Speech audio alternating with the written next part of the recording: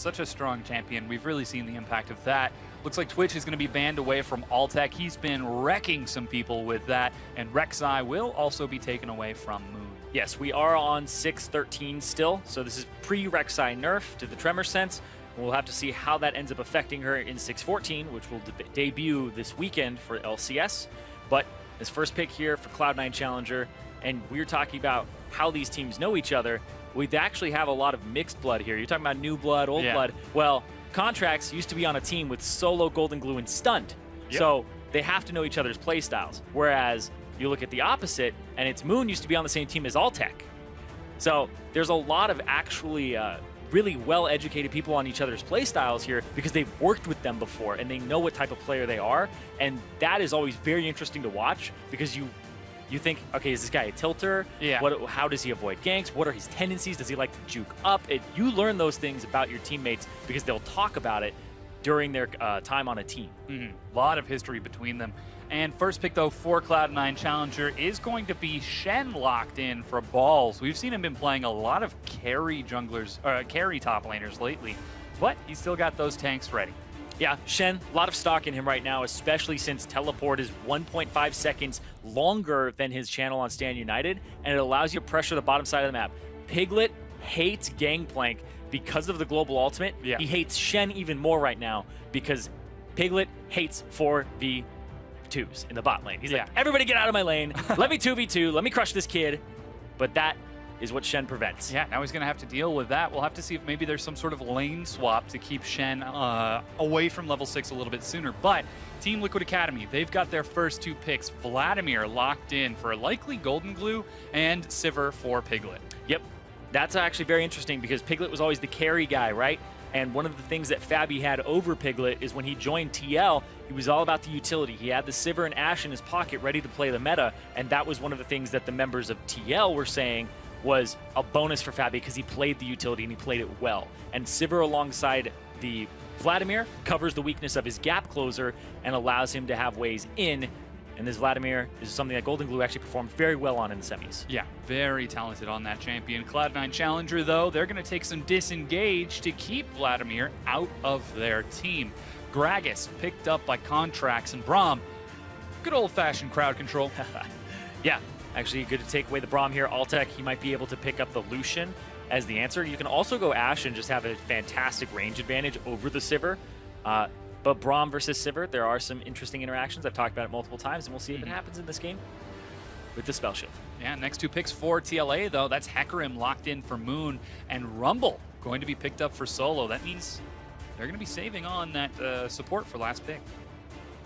There is still some jumbling up to do here. I mean, I've seen Rumble jungle before. Nothing's changed about him. There's a Rumble being able to jungle. But I do think that having Moon on Hecarim would be nice. Deny the submarine comp. Yeah. But I mean, that wouldn't really work for Cloud9 because they've already got their top laner, they've got their jungler. The only way that would work is if Shen were to go mid, and that's not happening because Lucian locked in for Altec and Malzahar. Going to be taken by High. And also, Shen never goes mid, or else he wants to get reported. Still, Cloud9 Challenger, the Lucian, you have to see it coming because the Braum's locked in, but then the Malzahar, High, we talked about how he has all these picks up his sleeve. Malzahar against the Vladimir, you can stop him from pooling, you can allow a lot of damage to come through, and you can make it. You can CC him long enough that his transfusion wears off his Crimson Rush, so he doesn't get that large burst of HP back immediately afterward. And looks like Taric is the final pick for Stunt to round out the team compositions. High with that Malzahar, looking to one-up Jensen's pentakill this past weekend. And it'll be up to Team Liquid Academy to prevent that from happening. Looking at the team comps completely locked in here. I mean, he's going to have to try and stop that from happening. Of course, you want to win. You want to start off on the right foot in the series. But Cloud9 Challenger, they can play with a kill lane bottom side. A lot of roaming potential here, pick potential. I imagine that High will sometimes just flat click on Piglet when his spell shield is down with the Nether Grasp because Piglet's a player that he wants to carry the game, and when he's on a utility champion throughout a best-of-5 series, if you can really get him off kilter, you can make it so that he starts locking in things like the Vayne Game 3, stuff like that, because he really wants to put it on himself. We'll see, though, because we don't know what his mentality has been like since he's joined TLA. He's taken a little bit of a step back from the LCS. So he's been having apparently a lot of fun in Challenger, and we'll see if that's been working out, because fun doesn't always win. Yeah, well, that's the difficult part then.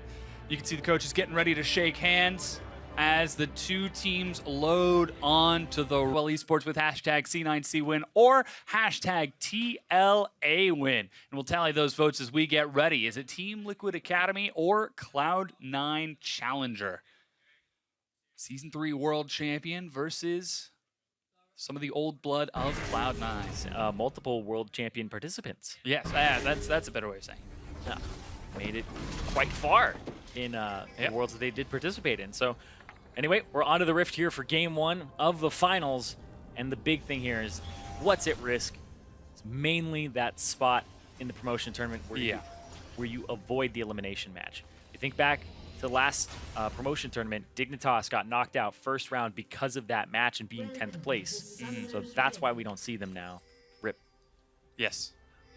Rest in peace. Well, both of these teams, both of these teams will have an opportunity to knock out some of those lower teams in the LCS standings as the promotion tournament comes up. We get a little closer to the bottom. The ward still stands. Looks like Lemonation on the top side is looking for a bit of a ward, but Altec on the bottom. Stunt. Trying to get some vision in there. Yeah, there he goes. Choosing his most favorite bush to drop that ward in.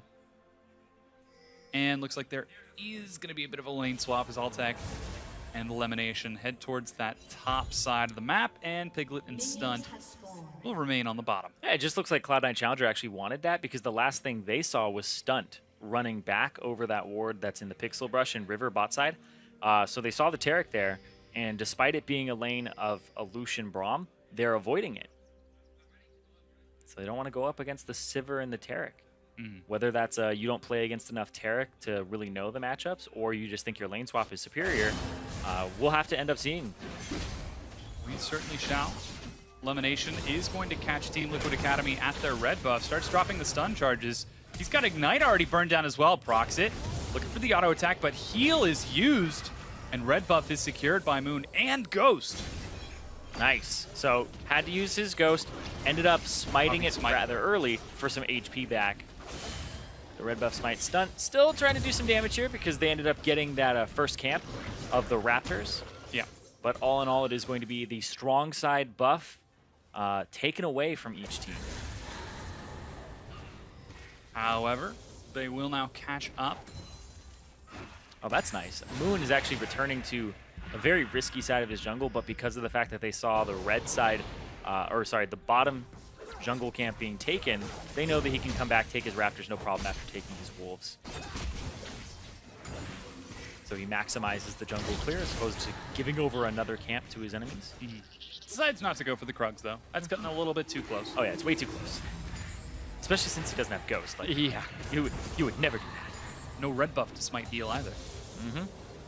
And now just going to pick up that blue buff. High, looking to put some pressure on the mid lane. Golden Blue should be just fine catching these minions as he's healing it up.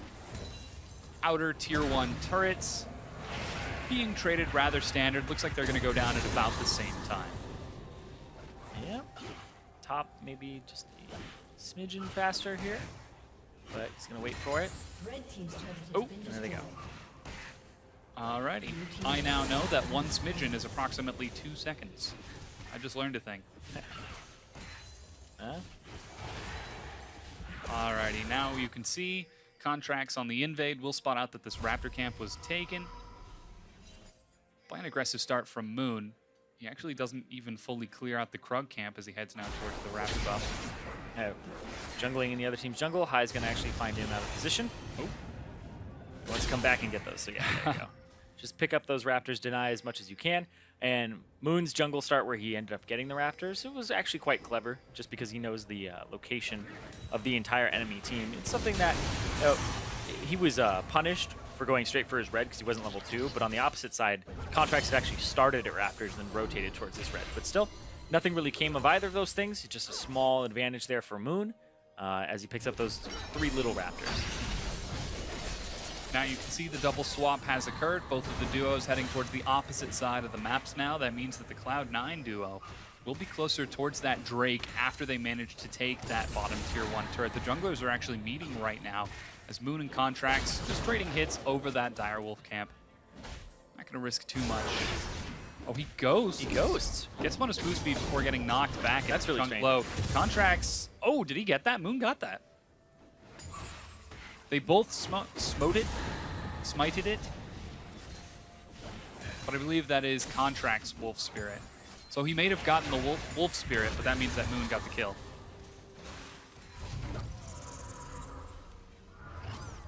Alrighty. Yeah, just back to lane swapping and taking those outer turrets to open up the map. Very beneficial for a Shen to actually have this happen because he'll end up with very long lanes. It's same for like a Malzahar, and I would say a Hecarim also benefits, whereas somebody like a Vladimir and a Rumble, not so much, just because of the fact that they're so low mobility. And I know that Malzahar is low mobility, but his ability to avoid CC and damage for a good second makes it so that his roaming is a little bit more potent. And then the Shen just shows up in these long lanes, and he'll get multiple taunts off. Blue team's turret has been destroyed. Now you can see the 2 tier 1s have been traded. These two teams very experienced in macro play. They really were the big 2 teams in the Challenger Series that were demonstrating high-level macro play and map movements, and more importantly, adaptability over the course of a series. Yeah, I think that the big thing was that they were able to go through a game and then midway really change their style, because it was not a clean best of 3 or best of 5 for either of these teams when they 3-0'd their opponents in the semis.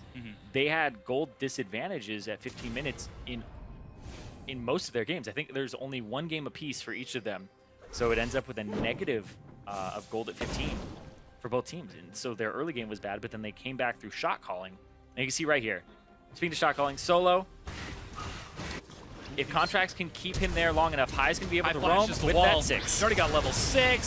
Silence and suppression. Solo getting burned down. First blood to High. Yeah, exactly what I was talking about. These long lanes are very beneficial for a Malzahar. Despite the low mobility, he can pick on somebody like a Rumble in the side lanes. And you can see even just flashing the wall and using Ghost. So using both summoner spells.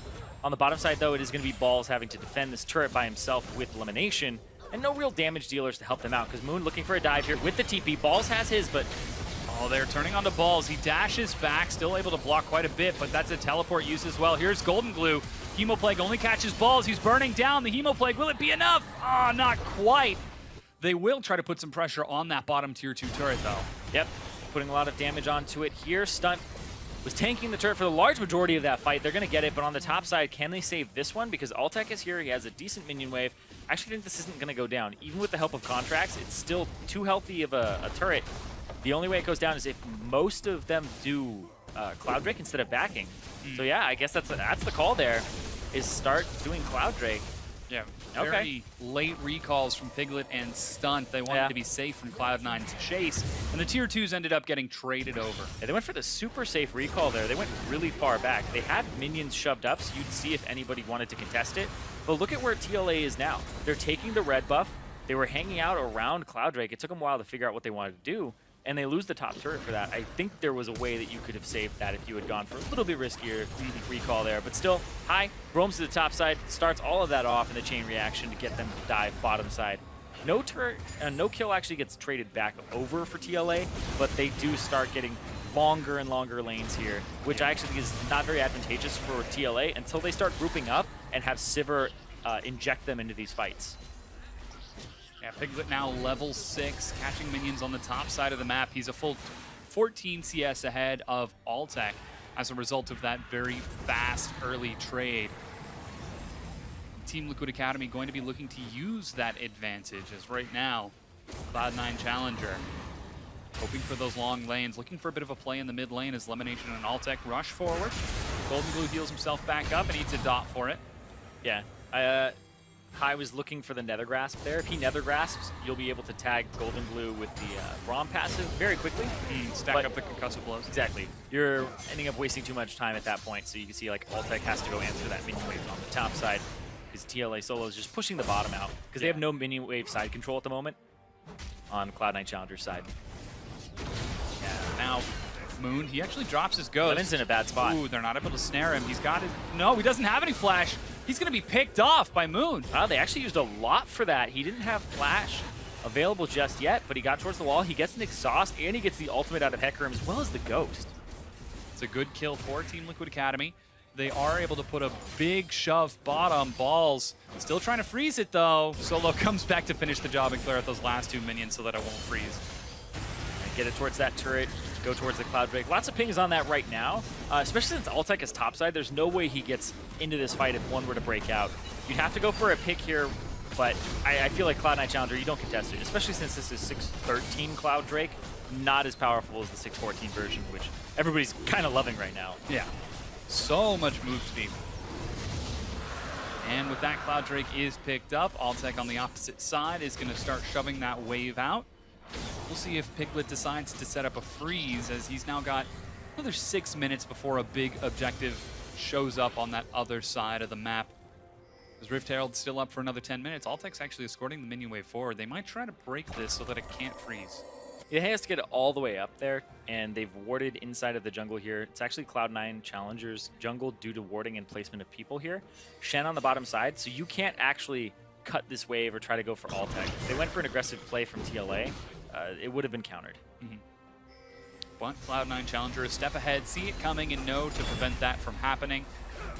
Yeah, now that they have side wave control on the top side, they can actually dive mid if they really wanted to. Contracts has position with Body Slam Flash, but it doesn't look like he's going to go take that risk. Instead, it's just back to farming. I mean, going after a Vladimir, always a little bit more difficult than you think it's going to be. You go after it, you go after him, and you're just like, oh my god, he heals so much. Oh, I can't hit him. He heals so much. Why does he have on-target ability and healing in part of his kit? How does Because Hemo Mage. Yeah. Hemomancer, just saying. Blood Mage. So after that early excitement, seems like we're going back to some more macro plays. Altec shows bottom. Yeah, the biggest thing for me here is the macro play from TLA is, once again, Solo is sacrificing farm just to shove waves out. Piglet is getting funneled a little bit more of that farm, but you can see just the CS difference between Shen and Rumble is pretty big right now. And they killed Solo very early on that top side of the map with their dive. Maybe a fight here, possibly full 5-on-5. Let's see. Balls get stunned under the turret. Cask is separated. Stunt gets pulled out. He eats a lot of the culling heal, keeps him alive, but the equalizer forces Cloud9 to reset. Golden Glue decides to let him go. Yeah, and they don't pop the Sivir ultimate to chase them down. They don't have the ultimate yet for their supports, and that's when things are really going to get crazy, because the Taric ultimate, people still aren't completely acclimated to it and how it operates and how long it lasts. It lasts a little bit longer than you expect it to. Yeah, 2.5 seconds. Not 2, not 3, but 2.5. Yeah. Team Liquid Academy now race down the mid lane. Teleport is being used by Balls to try to defend this, and all of TLA are grouped up. But they don't eat a taunt. They back away and play it safe and just trade chip damage. Yeah, but Balls is in a really good position now. He's got his Spectre's Cowl, so he was able to deal with Solo during the laning phase, and now he's on his way to his Sunfire Cave. So his wave clear just a little bit better for farming, and the fact that he's just this much higher than Solo is a big boon right now for Cloud9 Challenger. And also the fact that Solo's a little bit far behind, because mid-game fights is where Rumble's supposed to operate off of the low gold items that he's purchasing. Yeah, only Sork boots and an Amp Tome. Long way away from a Proto Belt, let alone a Leandries. Yeah, the thing is he going for the Haunting Guys first, or is he going for the Proto Belt? I suspect Proto Belt, but I have seen the build where people go for the Leandries, the Haunting Guys first, just for the extra magic penetration. Yeah, that has always been the classic Rumble build, especially by someone like, so good. like Balls, who was well known for playing that Rumble. Now he has to play against it. We haven't seen it in lane match up too much. Solo did push that wave bottom and is now getting the opportunity to catch up and experience and a little bit of minions, still down about 20. Altec split pushing has caught up to Piglet though. Yeah, he's past him, because all he does is just keep going back and forth between these lanes. Piglet's going to pick up this one, but because they have side wave control on Cloud9's top side and the bottom side actually, they get to go take this Rift Herald. They don't really risk anything going over as well, because the Cloud Drake not on the field already went over to TLA. Team Liquid Academy. It's gone already. It's a little bit faster than you would expect, but it's done. They're trying to pick him off, and won't even get the stun off. He goes down to High. Yeah, I didn't even have to use Flash to get in range for that, so Stunt just a little bit too far forward. and maybe they thought they could capitalize on the Rift Herald being started up, but when it's Malzahar, you have to remember that his Voidlings are going to tank it for him, so they're actually not taking a lot of damage there. Balls is going to stand and just throw down a Spirit's Refuge. You'll dodge some attacks. There's actually a lot of effective HP that you have on this team. Like, look at that. They're swarming him. Oh, God. It's the trouble with tribbles. But what's the trouble with tribbles? Oh, my God. That's probably too old of a reference. Oh, man. I mean, it made a comeback in the new one. Oh, did it? It did. Ah. That was the reference. They tested out the regenerative properties of that other character's blood, who I don't want to spoil. I don't want to spoil it. I know the name. You just have to say that it happens, because I haven't seen it either. It makes a reference. And for those of you who are completely lost, it's Star Trek. Yeah. Sorry. Having our own. Regardless. Yeah.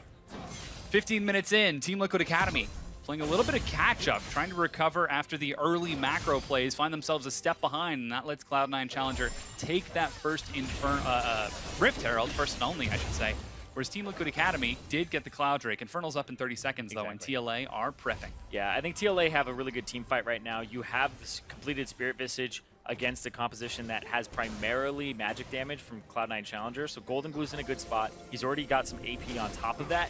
And then you have Solo, who just got his second penetration item completed with the Haunting Guys. This is kind of what the Rumble lives for, is this moment in the mid-game. Mid/early game. Expecting a fight to break out. High.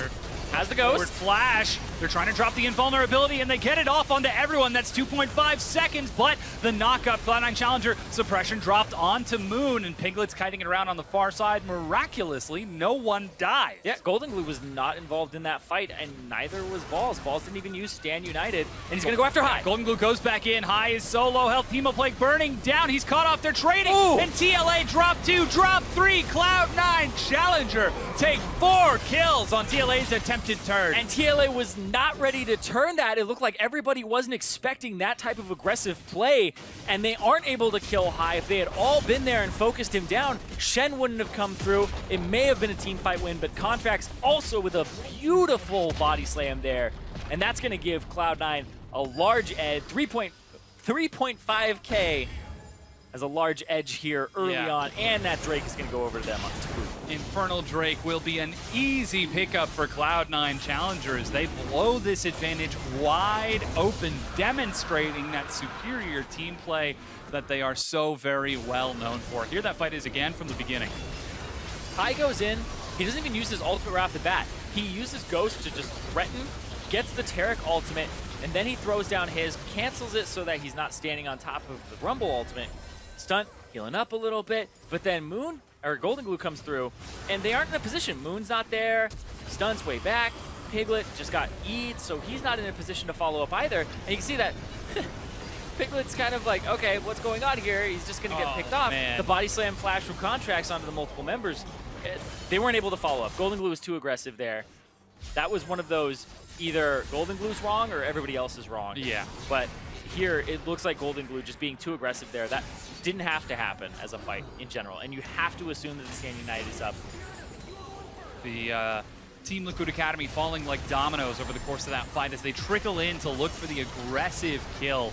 They're now trying to take down this mid-tier 1. They're Moon? Equalizer. The turret's still standing, though, being teleported on and dishing out huge damage. Moon is going to get a kill. That's High on Elimination dead, and they'll be able to drop the turret. Yep, and they get that teleport as well. Balls had to cancel it because it looked like a really bad TP after them. And now, it's a little bit under 2,000 gold advantage now for C9C. TLA able to bounce back and get 2 kills and answer appropriately with the turret.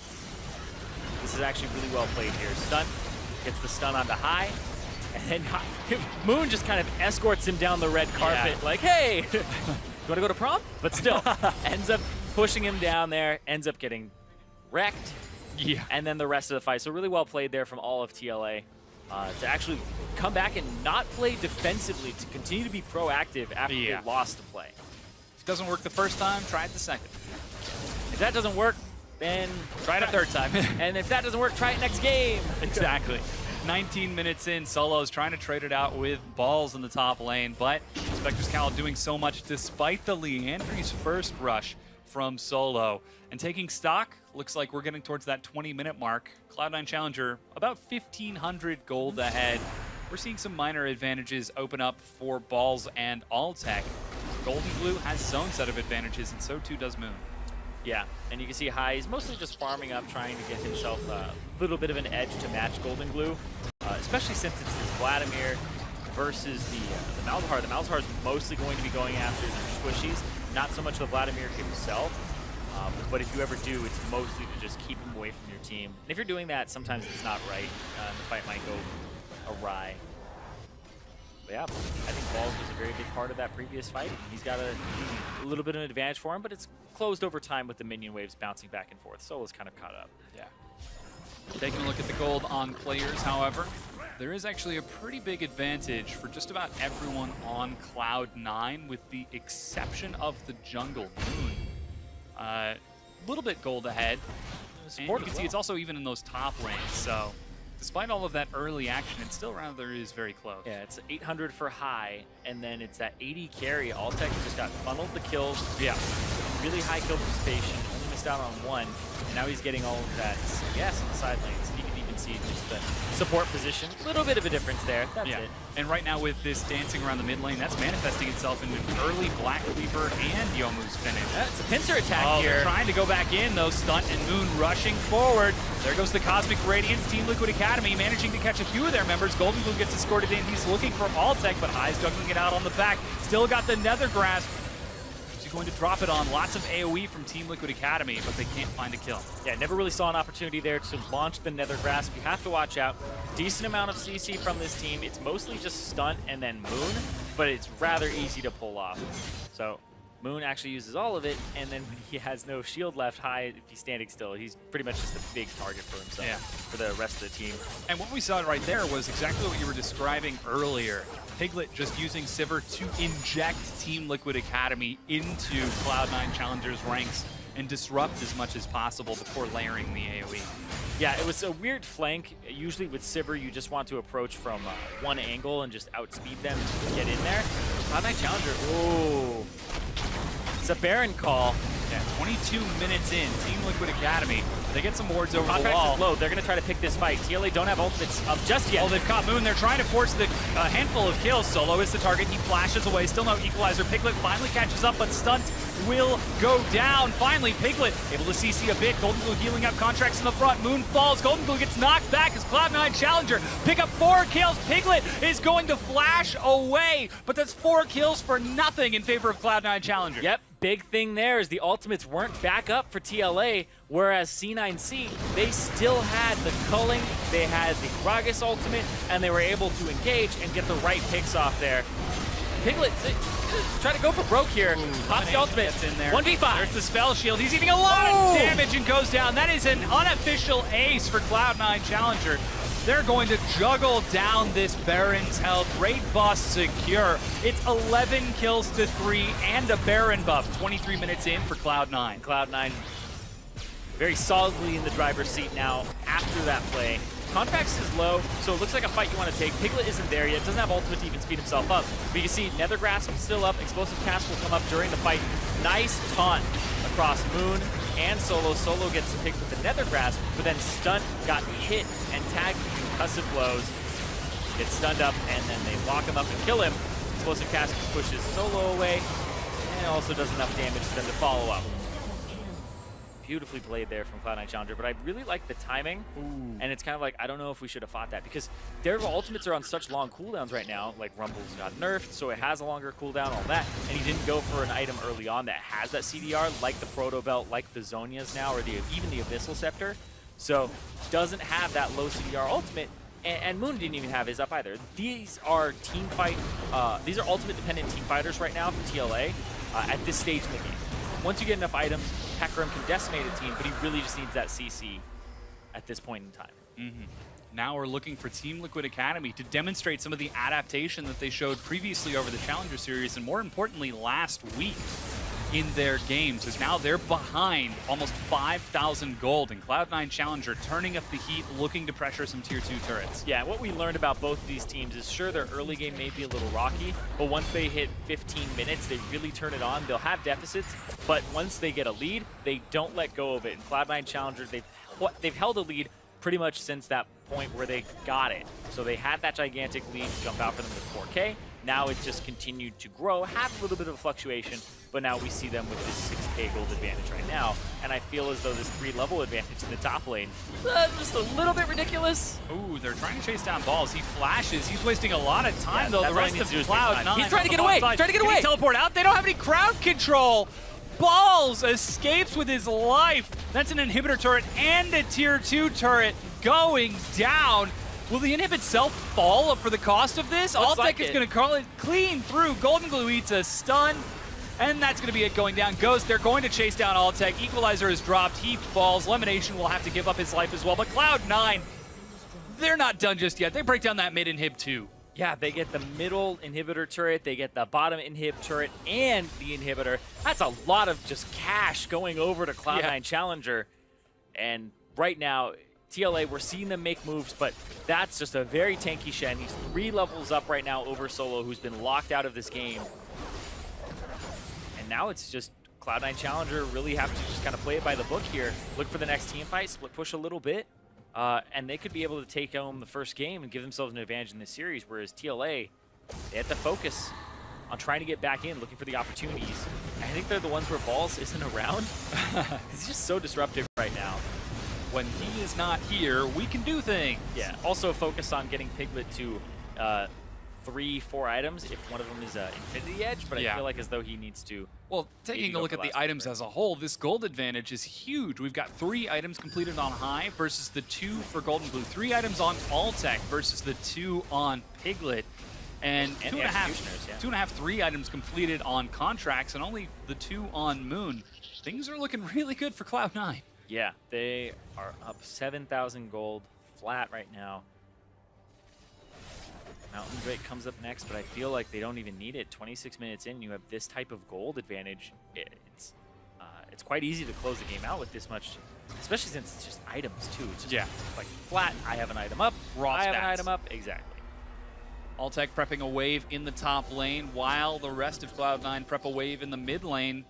Looks like they've got their eyes set on keeping this pressure going. Keep that snowball onto Team Liquid Academy. Golden Glue trying to catch minions in the bottom lane. Means that Balls will be there to catch him. They're trying to clear out some of this vision, but ooh, the sweeper will spot that one. Is it going to expire? Nope. They get the ward. They pick it up. Now it's Golden Glue versus Balls. Balls has just become a monster right now, and they have to send their mid laner to split push against him. He doesn't have teleport. And this just gives so many opportunities for Cloud9 Challenger. If they find a fight, they can take the fight, and then Golden Glue will be super late to it. Oh, and now they've allocated 2 people to it, and now they're just having Cloud9 Challenger go straight up the mid lane, trying to get towards this inhibitor that's open. Meanwhile, Ball's just escorting the minion wave in, possibly looking for a taunt onto somebody, but I feel as though it's going to be a little bit of a standoff until a critical moment here.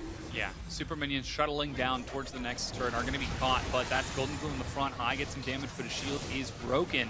But the inhibitor turret is being brought down by Altec. There's Golden Glue ghosting in. Moon looking for the flank. Knocks Lemonation in. He's separated from the rest of his team while High is in the back. There goes the Nether Grasp onto Golden Glue. They're doing a lot of damage, but Cosmic Radiance buys enough time for Team Liquid. Piglet in the back is soloed out by Contracts. Still alive and kiting it out. They get the kill, but Cloud9 are trying to turn it around. They drop the inhibitor and continue to chase forward, and Team Liquid Academy are running for their lives now as they've traded 1-for-1 and lost the inhib. Yeah, and Piglet, he wants to get a part of this fight, but that low range on Sivir, just that 500, we see that he's really just kind of skirting it and missing out on auto attacks because of that. So he doesn't get to dash around on something like Illusion, and it's really affecting his damage output after these fights have had their initial resolution, and you have that trail-off portion of the fight. He's just not getting a piece of that.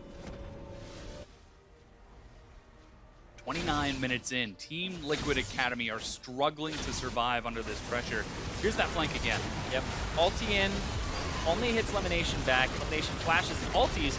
Cosmic Radiance goes down, but Golden Glue panics and actually goes down into his pool. I feel like that's not necessary at that moment.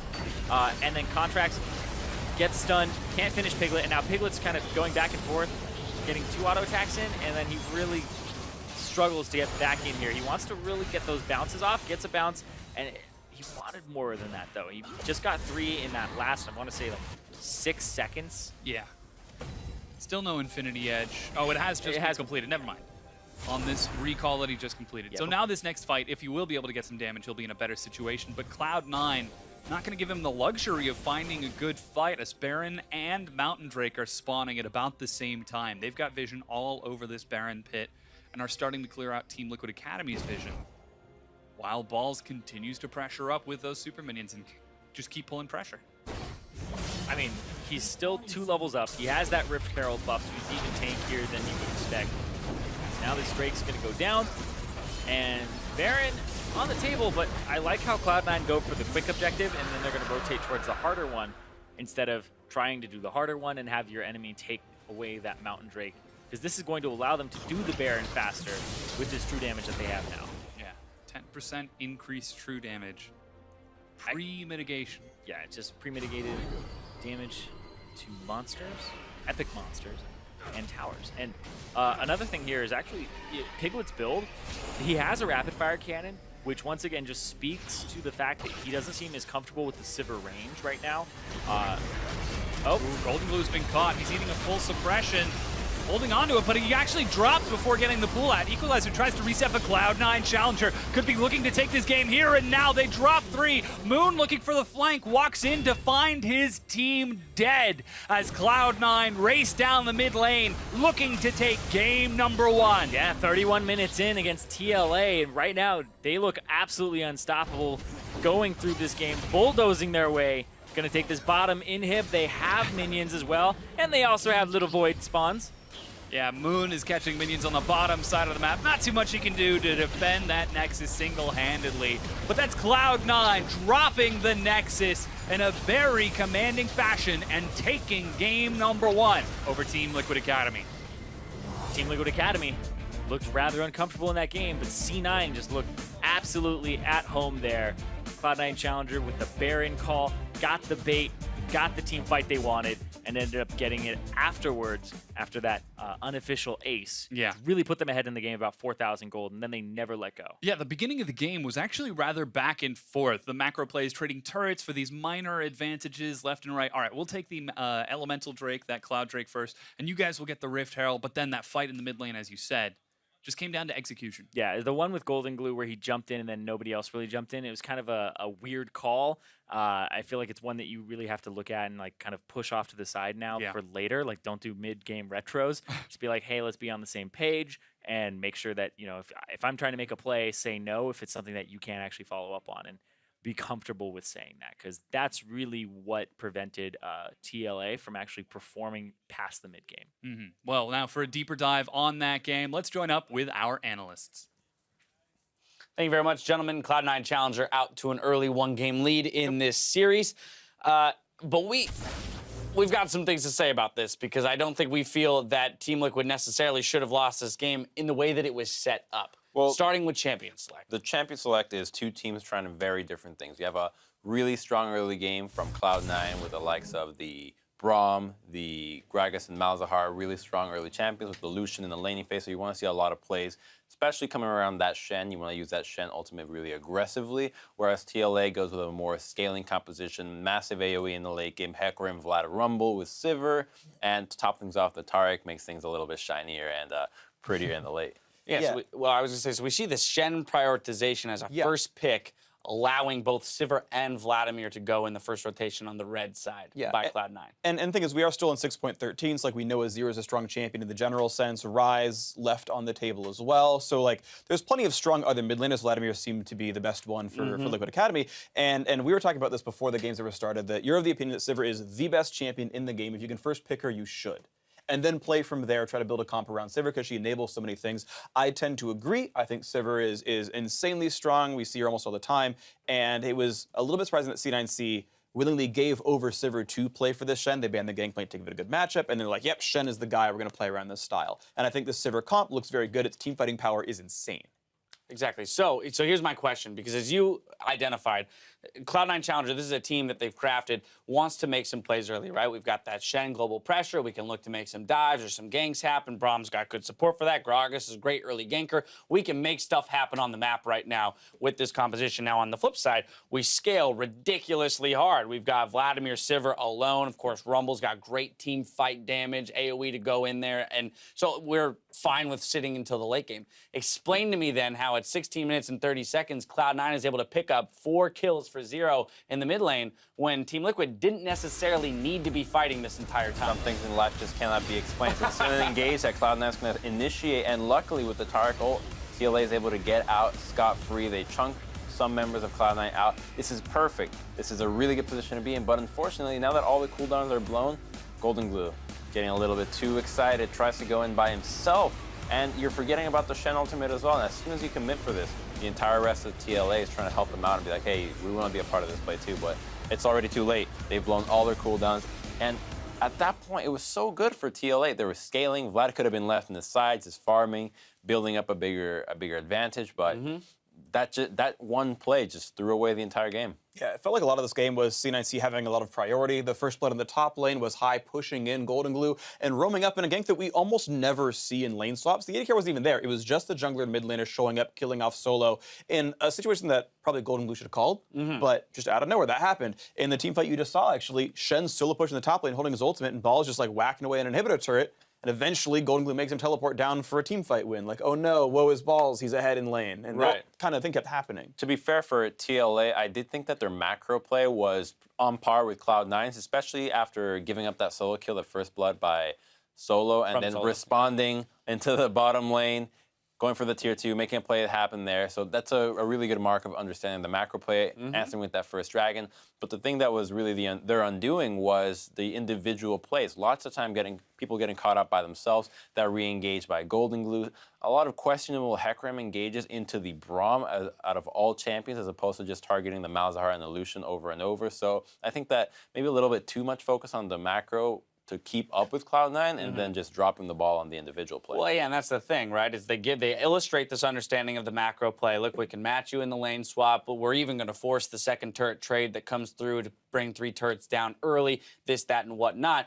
But then there seems to be a lack of understanding around what our team composition's win conditions actually are. That our win condition is not make it to 16 minutes, it's make it to 35 plus, right? You know, like that. That's just where the ball seemed to be dropped, because had that same exact situation played out 25 minutes further down the line, probably Team Liquid Academy's composition comes out on top if everyone's playing the fight correctly. Yeah, and that was kind of the weird thing is we have situations where Liquid Academy's kind of playing it wrong. There's one fight where they re-engage with half their ultimate still down, and C9Cs have come back up, start taking plays with cooldown deficits. And on the other side, though, there's also these situations where, again, C9C seems to have lane priority. Right. You can take the Sivir, we'll put Lucian into it, try to get priority there. Obviously, by mid-game, Sivir can shove forever, but we had Balls ahead of Solo almost the entire game on the Shen versus the Rumble, so it was like, TLA's just kind of losing the holding pattern in the laning phase. Yeah. And now they're also teamfighting too frequently to wait for the ults to come back up. And you sometimes have to take your licks for 30 more seconds and wait for Onslaught of Shadows to be back up or wait for the Hemoplague to be back up. And TLA wasn't patient enough for those situations. Very much so. So then we fast forward to that 22-minute mark into the game. Another 4 for 0 going to come through. The unofficial ace will follow, but the 4 for 0 plus the Baron for Cloud9 going to be all they need to finish this game off. And partially this is smart by C9C, but they've already peeled off at this point, right? Like, all you have to do is walk in and be like, oh, they peeled off Baron, we're good. And instead, of course, you know, a nice Malz will just set it off, then here comes the chase. Golden Glue decides he's going to try to buy some time, but it's like, guys, take the 1 for 0. You've already lost this fight. Solo was completely out of that fight already with his ulti not available. Just leave, take your 2 deaths. Like, it's sometimes okay to take a death to stop a Baron. You can see that's a good play. Their movements are just like, oh, maybe I could go back and get a little bit something more, and they just keep getting killed in response. It's like toying with a dangerous animal. All right, well, so that, yeah, I mean, that's the thing, right? It just seems to be kind of a lack of understanding of what the win conditions are. Barring that, is there anything super glaring that you would see or that you would want to see changed moving into Game 2? Now, we have to keep in mind, side choice is that Cloud9 will stay blue side for the entirety of the series, and Team Liquid will stay red side. I think both teams will be perfectly happy redrafting these compositions, but and just playing it differently. Yeah, so basically, you know, you're coaching a TLA, you just say, hey, just don't fight, guys. What are you guys doing? What are you guys doing? Just don't do anything. Just wait it out. You wave clear, and then you just win the game. But for Cloud9, while they did make a lot of proactive plays around the objectives, I would have liked to see more plays around the dueling using the Shen ultimate. So a lot of times the Shen is best suited as a surprise tool for an engagement on the other side of the map, as opposed to, hey, we're getting jumped on, let's just try to save somebody. Yeah. All right, anything from you, or is that No, about I think cover it? it's pretty accurate. It's these mid-level sort of choices where it's like, you know, these players probably know better. You give them another shot, they're going to play it, right? Absolutely. Well, we're only one game into the series. That game one goes over to Cloud9 Challenger, but we'll be right back to see if Team Liquid Academy can even up the score. Don't go anywhere. Our Challenger finals continue in just a few minutes.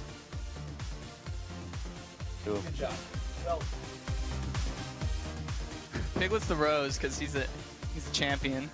We're all just buds around him. Yeah, we're all just little seedlings ready to be watered. You don't become a rose until you become a world champion. Golden Glue goes back in. High is solo. Health Hemo Plague burning down. He's caught off their trading. Ooh. And TLA drop 2, drop 3. Okay, just tower. Alright, Come out. Take tower. We need to take tower. I'm a Braum. Take tower. Nice. Kill Rumble. Careful. Fight. Assassin. Go. Yeah. Simmer. Careful. Up. Assassin. Left. Go. Wasting a lot of time, though. that's The all rest he needs of to do is take time. Cloud9. He's trying to get on the away. bottom side. Trying to get Can he away. teleport out? They don't have any crowd control. Balls out. Fight. Simmer. Go on, Simmer. Go down. Rumble. Behind you. Behind. Cloud9 dropping the Nexus in a very commanding fashion and taking game number 1.